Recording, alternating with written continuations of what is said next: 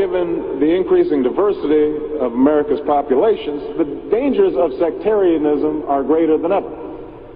Whatever we once were, we are no longer a Christian nation, at least not just. We are also a Jewish nation, a Muslim nation, and a Buddhist nation, and a Hindu nation, and a nation of non-believers.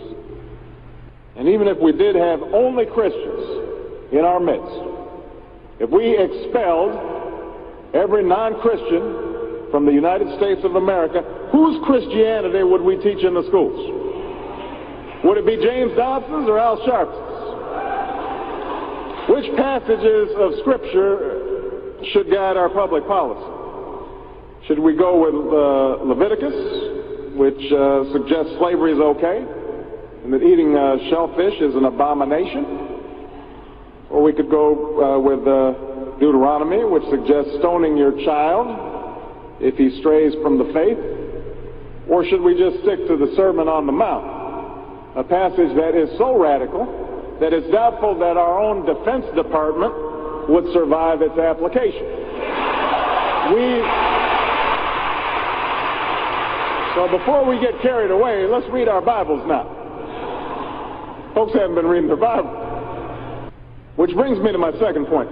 Democracy demands that the religiously motivated translate their concerns into universal rather than religion-specific values. What do I mean by this? It requires that their proposals be subject to argument and amenable to reason. Now, I may be opposed to abortion for religious reasons, to take one example, but if I seek to pass a law banning the practice, I can't simply point to the teachings of my church or evoke God's will.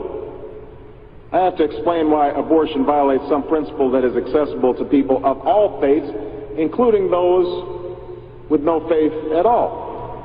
Now, this is going to be difficult for some who believe in the inerrancy of the Bible, as many evangelicals do. But in a pluralistic society, we have no choice. Politics depends on our ability to persuade each other of common aims based on a common reality. It involves compromise, the art of what's possible. And at some fundamental level, religion doesn't allow for compromise. It's the art of the impossible. If God's spoken, then followers are expected to live up to God's edicts, regardless of the consequences. Now, to base one's own life on such uncompromising commitments may be sublime, but to base our policy making on such commitments would be a dangerous thing. And if you doubt that, let me just give you an example. We all know the story of Abraham and Isaac. Abraham's ordered by God to offer up his only son. Without argument, he takes Isaac up to the mountaintop, he binds them to the altar, raises his knife, prepares to act as God commanded. Now, we know things worked out. You know, God sends down an angel to intercede at the very last minute. Abraham passes God's test of devotion. But it's fair to say that if any of us leaving this church saw Abraham on the roof of a building raising his knife, we would, at the very least, call the police and expect the Department of Children and Family Services to take Isaac away from Abraham. We would do so because we don't hear what Abraham hears. We don't see what Abraham sees.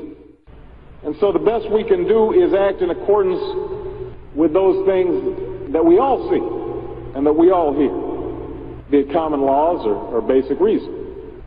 So we have some work to do here. But I am hopeful that we can bridge the gap that exists and overcome the prejudices that all of us to one degree or another bring to this debate. And I have faith that millions of believing Americans want that to happen. No matter how religious they may be or may not be, people are tired of seeing faith used as a tool of attack.